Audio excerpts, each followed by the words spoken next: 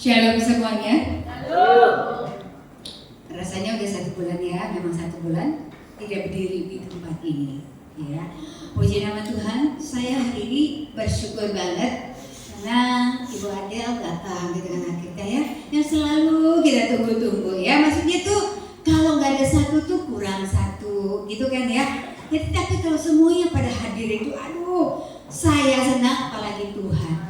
Ya, puji nama Tuhan. Semuanya saya rindu. Setiap minggu kita boleh bawa jiwa-jiwa baik dari sekolah minggu anak muda dan juga Bapak Ibu yang ada, amin. Yuk kita belajar memberi yang terbaik buat Tuhan, amin. Ya, saya berharap hari ini kita buka telinga, buka hati kita untuk mendengar firman Tuhan. Karena firman Tuhan itu ya dan amin. Siapapun dia, ya, bukan harus orang hebat baru firman itu nyata. Orang nggak hebat, firman itu nggak hebat, ya. Jadi kita harus tahu firman Tuhan itu ya dan amin. Firman Tuhan itu bisa ibaratnya itu bisa menempelin siapapun, ya. Bisa menemplak siapapun dia. Satu nggak kena, pasti yang kedua kena, gitu ya. Yuk kita sama-sama. Kita buka firman Tuhan 1 Petrus 5 ayat 8 sampai 11. Tapi kita baca ayat 8, mari kita bangkit berdiri, kita baca sama-sama ya. Baca jangan ngebut-ngebut gitu ya, atau jangan cepat-cepat, resapi firman Tuhan itu. Amin. Sudah dapat semuanya? Sudah dapat semuanya? Soalnya aminnya belum semuanya. Nah gitu loh, kompak gitu ya. Yuk kita baca sama-sama 1 Petrus 5 ayat 8. 2, 3. Sadarlah dan berjaga-jagalah, lawanmu si iblis berjalan keliling sama seperti singa yang mau dan mencari orang yang dapat ditelannya. Amin. Silakan dulu. Kalau saya boleh tambahkan sekali lagi ya, sadarlah jemaat dan berjaga-jagalah, lawanmu si iblis berjalan keliling sama seperti singa mengaum-aum dan mencari orang yang dapat ditelannya. Di sini saya beri tema lawan iblis dengan iman kita. Zaman sekarang tidak ada lagi iblis seperti zaman dulu. Zaman dulu kalau di film-film kita liatin pocong ya. Pocong kan takut juga, jalannya hihihi, terus suka takut begitu, ya. Hihihi. Coba kalau kita nonton film, ya kan? Pasti seperti itu. Kalau nggak rambutnya panjang, tutup di muka rambutnya, tutup muka, baju putih, itu identik dengan namanya setan atau iblis, ya. Tapi zaman sekarang setan juga sudah modern. Bukan hanya baju aja, rambut aja modern, setan aja sudah modern sekarang ini. Percaya nggak? Setan aja sudah modern, apa aja sih Gugem? Setan kok ada modern? Setan sekarang ini sudah licik, dia juga pintar gitu loh ya. Pintar kenapa? Lihat sekarang. Saya lihat di sekarang di belakang sana, lihat semua saya lagi ngomong di sini. Kenapa kalian pegang handphone? Baca apa kalian di situ? Itu juga iblis merasukin kita untuk tidak mendengarkan firman Tuhan. Tapi lihat handphone aja, balesin chat, ya kan? Wah, liatin film, walaupun suaranya nggak ada. Film ditontonin yang ada di situ. Ya kan? Itu juga sadar nggak kita jemaat? Itu juga iblis, cara iblis untuk membuat kita tidak mendengarkan firman Tuhan. Amin. Benar apa benar? Benar. Itu caranya. Sekarang coba. Sekarang nggak ada alasan kalian buka handphone. Taruh handphone di kursi sebelah. Semua firman ada di layar. Dengarkan saya, lihat saya. Cantik kan hari ini? Tuh. Dia ketawa anak muda. Kalau nggak gitu kan kalian nggak ketawa, iya kan? Loh, kalau cantik lihat di depan sini loh, jangan lihat handphone. Handphone itu boleh sekarang ini zamannya memang sudah zaman handphone ya. Tapi ada waktunya, ada enggak. Kalau kita lagi mau chat mama, mami, di mana-mana boleh memang ke handphone. Tapi kalau lagi ibadah, berapa lama sih kita ibadah? Berapa lama kalian dengar firman? Enggak lama. 15 menit saya udah turun ke bawah. Coba firman Tuhan didengar, handphone taruh di sebelahnya. Jangan ada alasan. Saya baca ayat di situ. Ayat udah ada di layar, ya. Saya bilang sama Juliana, saya mau terangkan kalau lagi baca firman lagi khotbah, handphone taruh di box, ya. Nanti kita siapin box. Setuju nggak? Setuju nggak? Setuju ya? Mulai minggu depan, ya. Tadi si Juliana bilang sih ke saya, tapi saya bilang nanti tunggu saya khotbah. Karena kenapa? Memang temanya sudah begitu gitu lah. Jadi jangan taruh dulu. Iblis bisa pakai kita dengan cara apapun. Nggak mau ke gereja, kenapa? Sakit kepala. Itu iblis. Kan kenapa? Iblis tahu kita rajin, ya kan? Kita rajin. Udah, nggak usah ke gereja hari ini percuma, sakit kepala aja lu. Udah, lu nggak ke gereja. Benar nggak? Terus apa? Nggak ada baju. Terus apa lagi? Ya, telat, nggak ada ongkos. Gojek nggak ada, duitnya nggak ada, buat persembahan nggak ada, jadi nggak pergi. Itu alasan kita tanpa itu nggak masuk akal, gitu loh. Kalau misalnya alasan tidak ada duit, saya udah pernah katakan hal ini. Kalau naik Gojek nggak ada duit, sampai di gereja bayarnya, datang kepada saya kasih. Jadi jangan pakai alasan tidak ada Gojek terus tidak ibadah, ya. Kita itu kalau kepada Tuhan itu datang tanpa harus beralasan. Saya jam 6 udah mandi, jam 7 sudah dandan. Itu saya ya. Jam 8:30 kita sudah jalan. Mungkin kalian masih tidur, ya. 8:30, jam 9 kurang ya, 10 menit saya udah sampai di sini. Gembala-gembala sekarang ini datangnya kan belakangan kan? Kalau sudah bersama datang cuma khotbah, benar nggak sih? Itu kebanyakan yang saya lihat gitu ya. Tapi saya tuh bersyukur memang dari dulu saya selalu ditanamkan Tuhan itu kalau ibadah saya harus menunggu Tuhan, bukan Tuhan menunggu saya gitu loh. Jadi saya harus hadir dulu di gereja itu. Saya nggak suka telat. Dimanapun saya ibadah, saya nggak suka telat. Itu saya, ya. Yang sudah telat mau tersinggung ya udah tersungging aja. Gitu. Karena saya ngomong apa adanya sekarang ini gitu ya. Karena kenapa?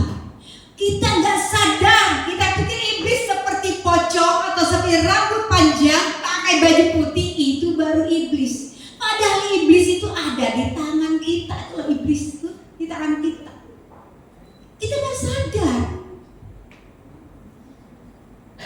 Coba indah kan? Dengar firman, mantapkan. Oh iya ya, ternyata firman Tuhan itu seperti itu dan Tuhan maunya kita seperti itu. Sadarlah dan berjaga-jagalah. Nah itu dia ya, berjaga-jagalah. Kita tuh ya terlena dengan handphone. Kalau kita main handphone 2 jam, sebentar apa lama? Sebentar. Bumes lama, sebentar. Kalau yang nggak hobi lama, ya. Kalau yang hobi itu 2 jam, rasanya lah cepet amat sih udah jam segini. Padahal 2 jam dia duduk main handphone. Itu tuh cara iblis. Kalau duduk di gereja 2 jam panas dia. Panas pantatnya sebentar bersih, bentar gini, gitu kan? Itu kebiasaan. Karena kenapa? Karena orang kalau cinta hal-hal dunia itu suka begitu. Di saat khotbah, di saat firman dibentangkan turun naik ya kan, cekikikan di bawah. Itu iblis nggak? Kita nggak sadar, kita pikir enggak kok, aku di bawah cuma tipis kok, gitu. Nggak sadar kita itu. Itulah iblis membawa kita dengan cara seperti itu. Kalau kita coba nonton drakor 5 jam, sebentar apa cepet? Sebentar. Makan lapar nggak lapar. Karena kenapa? Seru, ya. Tapi saya juga suka sih drakor. Tapi kita kalau mau nonton misalnya nih malam ya, kita mau nonton doa dulu, gitu lah. Firman baca firman dulu, selesaikan doa dulu semuanya. Selesai semuanya boleh. Kamu nonton duduk di situ boleh. Demikian juga saya juga gitu ya. Jangan nonton asik, lupa doa, itu ngantuk kan, tidur langsung. Itu iblis gitu ya. Kata iblis, udah gak usah doa, nonton serukan. Itu cara iblis, kita gak pernah sadar. Hari-hari ini iblis buat kita seperti itu, terlena dengan hal-hal ya duniawi. Karena di mata kita yang kita lihat adalah duniawi. Kita belum pernah lihat di surga kan? Belum. Kita lihat surga cuman katanya surga terbuat dari emas. Kita cuma imanin aja, percaya gitu ya. Tapi manusia kebanyakan melihat gedung-gedung di mall, aneka warna di luar ya, aneka kemewahan di mall. Itu yang kita lihat. Ya, itu seringkali kita seperti itu. Kita lupa apa yang harus kita lakukan. Seringkali kita nggak peduli dengan apa. Kayak baca firman. Baca firman di grup, gak semuanya tuh baca firman. Yang lapor itu, ya, yang ada yang bilang, yang lapor itu apa benar dia baca, gitu kan ya. Ya, kalau sudah lapor dia nggak baca, urusan dia sama Tuhan, jangan urusan dia sama kita, ya. Jangan kita mikir-mikir orang, mana mungkin sih dia baca, apa benar dia baca? Lu lihat, emang kita nggak lihat, tapi mata Tuhan itu melihat kita, ya.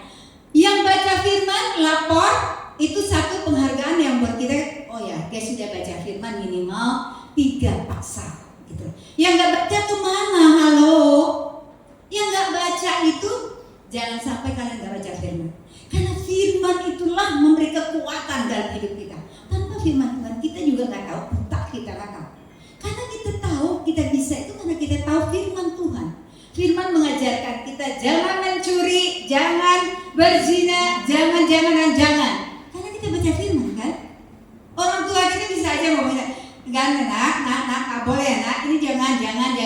Tapi anak sekarang kamu gak jangan, dia mau tahu kenapa sih semua jangan, apa sih alasannya, gitu ya.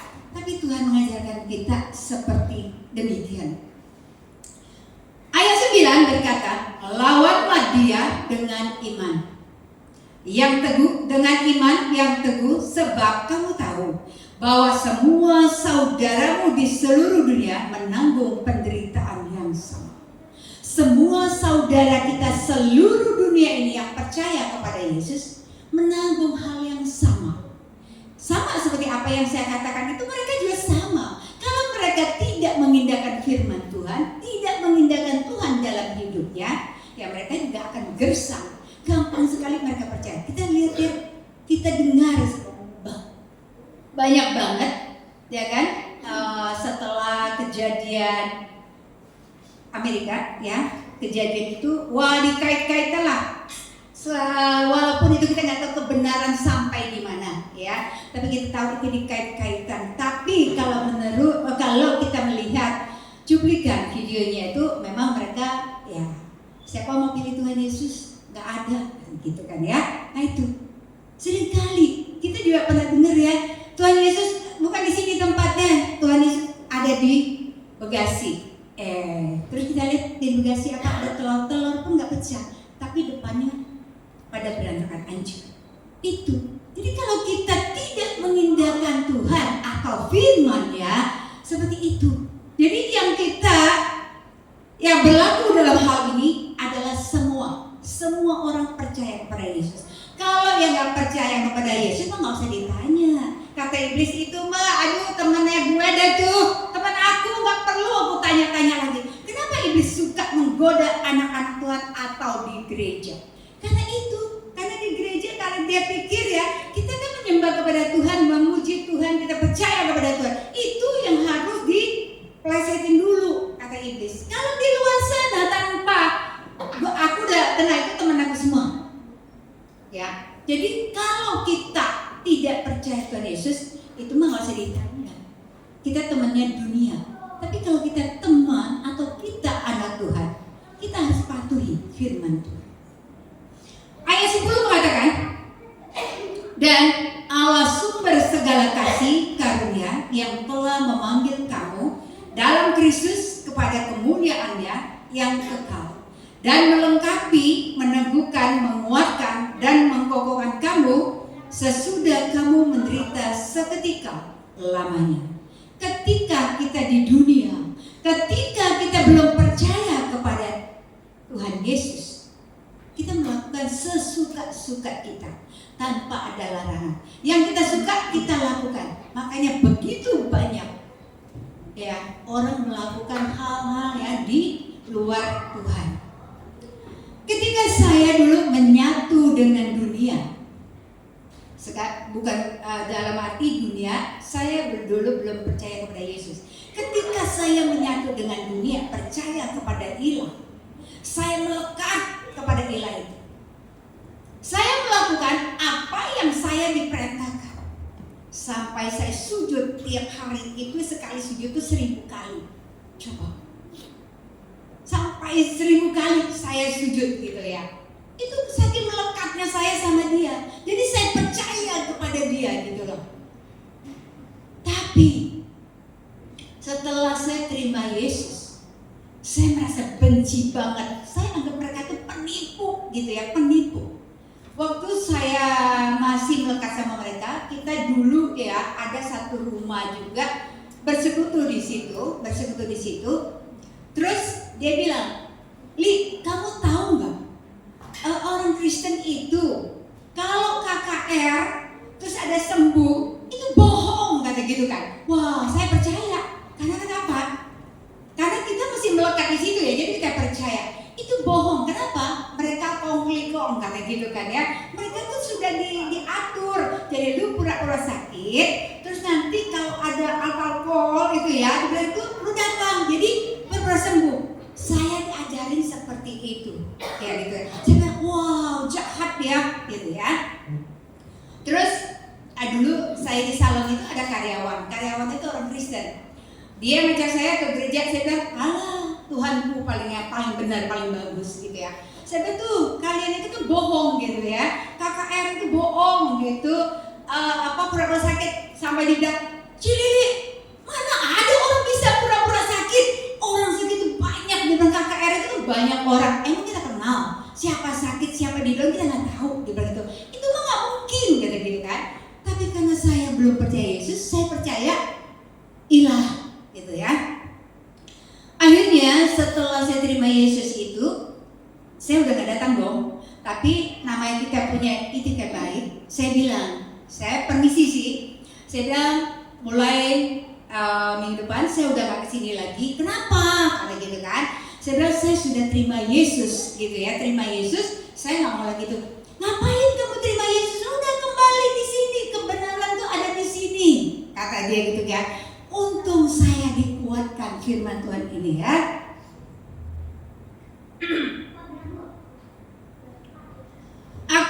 Tuhan akan melengkapi, meneguhkan, menguatkan dan mengokohkan kamu sesudah kamu menderita seketika lamanya. Untung saya punya Tuhan ketika saya baru bertobat itu, saya dikokohkan, diteguhkan, dikuatkan iman saya gitu ya.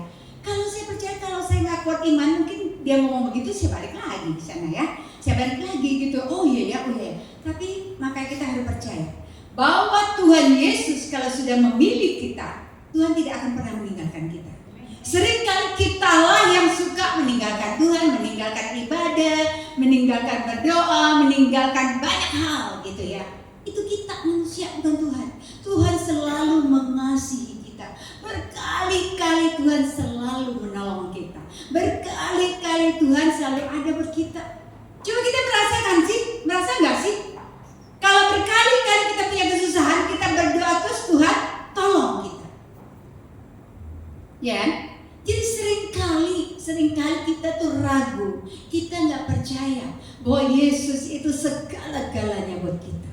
Kita kadang-kadang percaya dengan handphone kita, kadang-kadang kita percaya di rumah kita, kita nggak percaya bahwa di doa itu loh, di ibadah itu ada sesuatu yang luar biasa.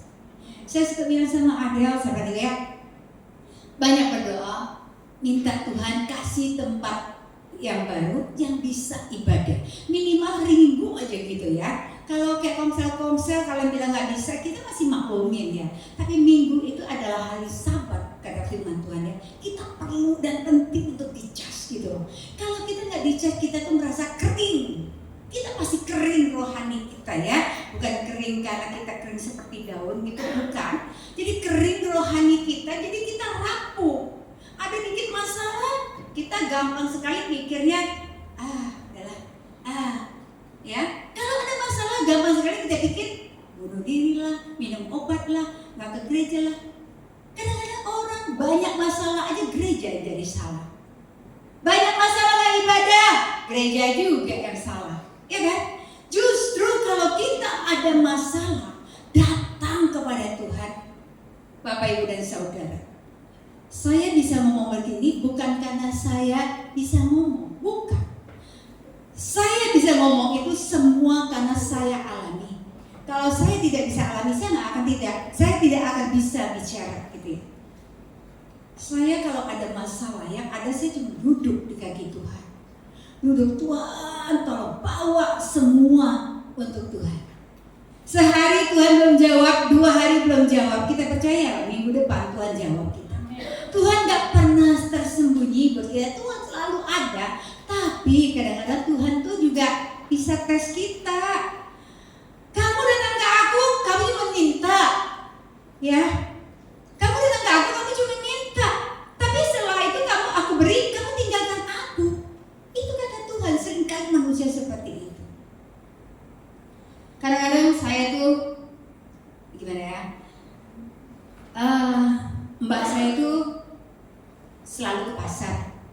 Dia bilang gini, Nah Billy, sekarang parkir sudah nggak bisa lagi loh 2.000, 3.000. Oh, saya bilang kalau gitu banyak orang masih menganggap Tuhan itu di bawah tukang parkir. Karena memberi aja nggak seperti tukang parkir. Kadang-kadang di bawah itu jemaat mau tahu. Kita jangan pernah main-main sama Tuhan ya. Saya sebagai gembala di sini, saya memang harus ngasih tahu kalian. Di kantong persembahan itu seringkali ada 500 perak, 1.000 perak, uang koin, ya. Jadi ada firman Tuhan berkata beri yang terbaik sehingga kita diberi yang terbaik. Kalau kita nggak punya, bilang sama Tuhan, Tuhan aku masih belum punya. Jadi jangan ngasih. Tempo hari ada yang 200 perak kalau salah ya. Ini kan sangat kurang ajar ya. Parkir aja udah nggak mau loh 2.000, 3.000 mintanya. Tapi kalau kita sebagai hamba Allah atau sebagai anak-anak Tuhan, kita kasih uang celing 500 logam atau 1.000 atau 200. Bukankah itu kita menghina Tuhan? Tuhan butuh nggak sih duit kita? Kita butuh Tuhan karena Dia sumber berkat buat kita. Saya udah lama melihat ini, saya pikir memang ada waktunya untuk saya bicara gitu ya. Begitu loh jemaat. Beri yang terbaik buat Tuhan. Kalau kita nggak suka memberi, jangan beri. Daripada kita melecehkan Tuhan, ngenyek Tuhan, gitu ya. Duit 1.000 tuh bisa beli apa sih? Permen 1, bener nggak? Supermarketnya nggak ada kembalinya, dikasih permen tuh kembalinya, nggak ada lagi uang 1.000. Tapi kok bisa ya memberi 1.000 Tuhan, mau 500, 200? Sedih loh, saya tuh sedih banget gitu ya. Saya bilang Tuhan mau dibawa kemana kurnia ini gitu loh. Kalau cara kita menghadapi Tuhan seperti itu, gimana gembalanya? Gimana kalian menghadapi gembala gitu ya, yang kelihatan di mata?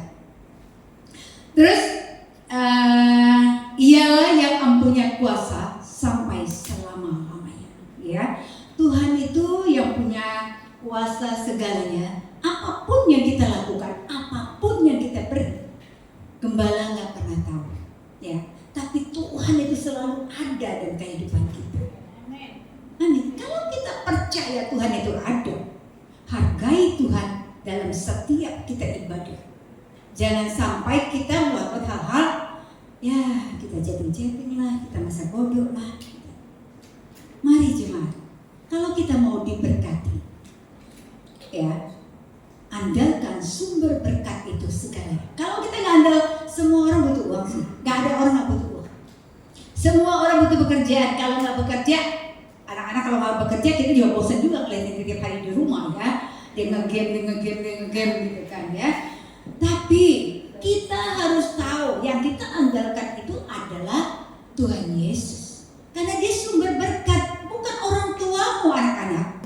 ya. Bukan siapapun, yang ada adalah Tuhan Yesus. Jadi andalkan Tuhan Yesus dalam segala hal, apapun yang kita lakukan. Karena iblis hanya akan membinasakan kita. Ya, kalau kita cinta dunia ini, kita akan binasa. Kalau Tuhan datang, kita akan ketinggalan yang ada kita di dunia ini, yaitu mau mati nggak bisa mati, ya kan ya, mau hidup nggak bisa hidup. Penyiksaan kekal adanya, ngeri loh Bapak Ibu Saudara. Kadang-kadang orang bilang, alah itu kan katanya gitu kan ya. Tapi kan kalau udah mati kan nggak tahu apa-apa, betul. Tapi kan Tuhan bilang ada kebangkitan nanti ya. Kita kebangkitan dan seperti kita hidup lagi gitu loh. Itu penyiksaan kekal. Sekarang sih kalau mati iya dikubur, dibuang ke laut juga nggak ada yang berasa, nggak ada yang tahu mau dibuang kemana aja. Tapi nanti ya kebangkitan kekal itu loh yang akan kita rasakan seperti apa. Ya. Kayaknya kalau nggak pegang handphone mukanya tegang semuanya ya. Tapi sejujurnya firmannya masuk nggak? Apa kata firman harus ngapain? Hah? Kata firman yang satu, berjaga-jagalah ya. Dua, lawan iblis dengan hati yang teguh. Tiga, Allah yang menguatkan dan mengokohkan kita. Ya, tanpa Allah kita ini bukan siapa-siapa. Tanpa Allah kita nggak bisa melakukan apapun. Karena Tuhanlah kalau kita ada sebagaimana kita ada. Amin. Puji nama Tuhan. Saya udah bilang kan, saya tidak lama-lama. Yuk, kayaknya masih mau ya, dan nengok-nengok masih terus. More and more. Ya, para pemusik, kita siapkan hati kita, perjamuan kudus.